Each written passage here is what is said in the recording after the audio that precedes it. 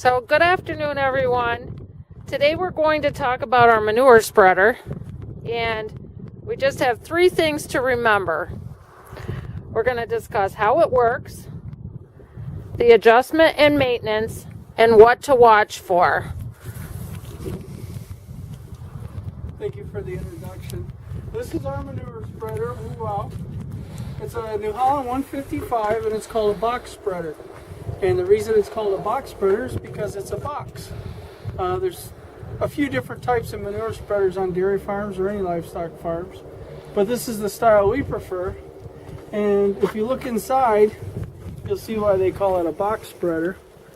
And the way it works is you fill it with manure. Ours has a tailgate on it, which will lift up. And you engage this spreader chain right here, the bed chain rather. The bed chain will move the manure back to a set of flails that are on the other side of that tailgate.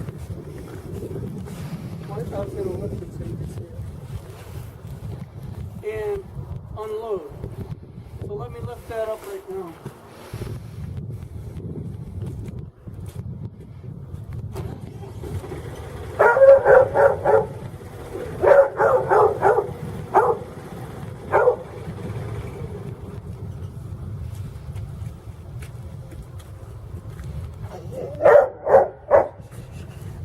So what we're going to do today is what happens. One of the most common problems Is when a dog barks in the middle of your video. It's okay. Max, hush. Shh.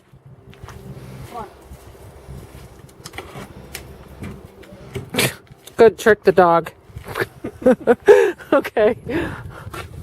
Almost always the biggest major problem with a box spreader is the bed chain.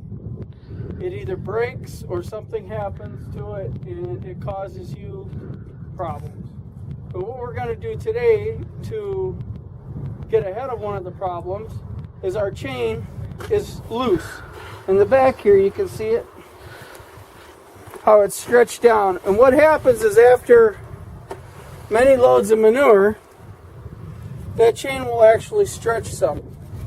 There's an adjustment in the front that will show you, and I've run that adjustment all the way up, but the chain's still sagging too loose from stretching.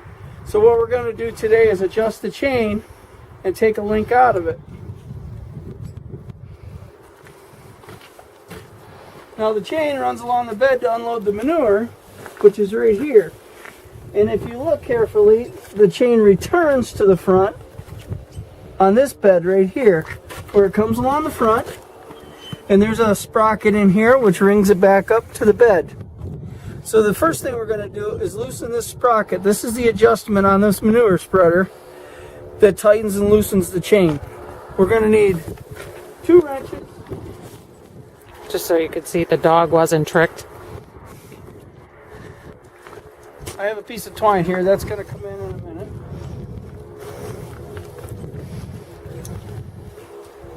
A rag, of course, to wipe your hands. On this particular spreader, it takes an 11/16 and a 5/8 wrench. Right in there.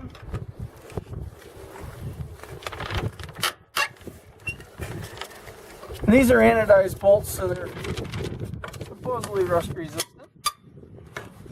And what we're doing now is loosening up the hold bolts that hold the spreader to where you adjust it.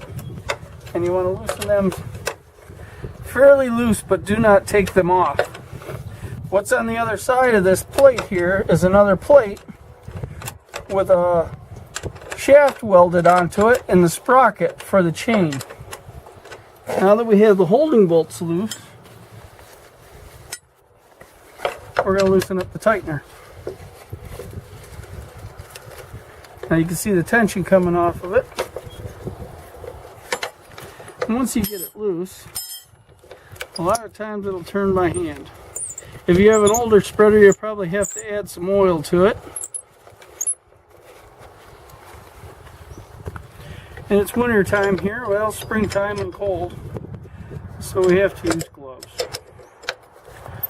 But this is only the second time in about 3 years that I've had to adjust this spreader. It's chain.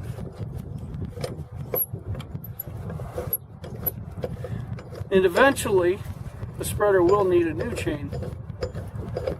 If you've ever been out in the wintertime in New York and had to fork off a load of manure because you don't want it freezing on your spreader, you'll know why. Now you'll see how that just loosened right up.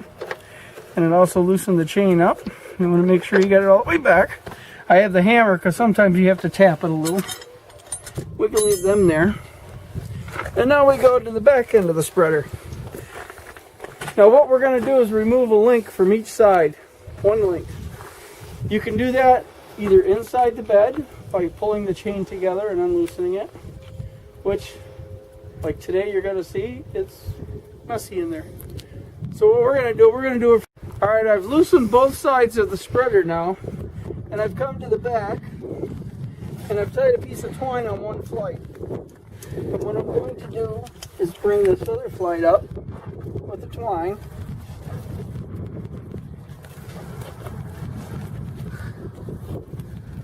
And take the slack out of it. Maybe. What I'm going to do without my gloves on so that I can tie it.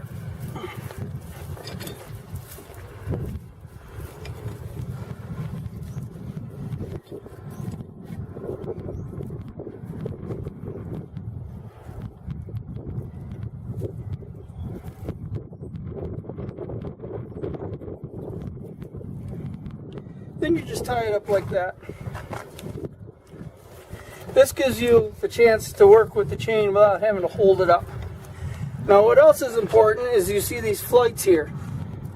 Whatever link you take out, you want to take the opposing link out between the same two sets of flights.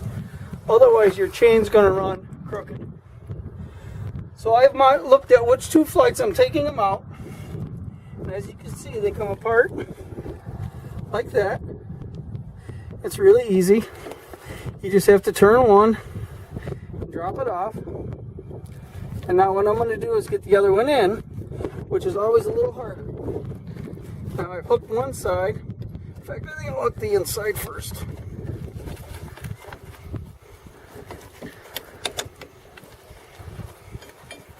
Maybe the outside first.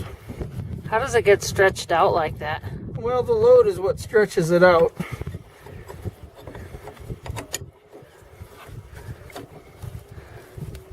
So you put too much on it, or it's just that what you have in it?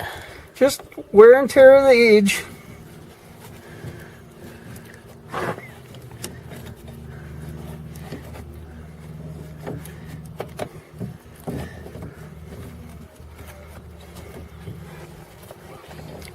You might need an extra hand here. An extra hand always does help.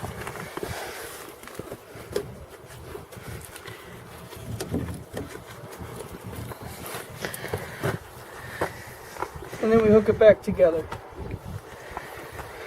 Okay, so now you tighten it back up. Not yet. We have to do the other side first. But you're, okay, you'll do that. So I'm going to untie my twine and take it to the other side.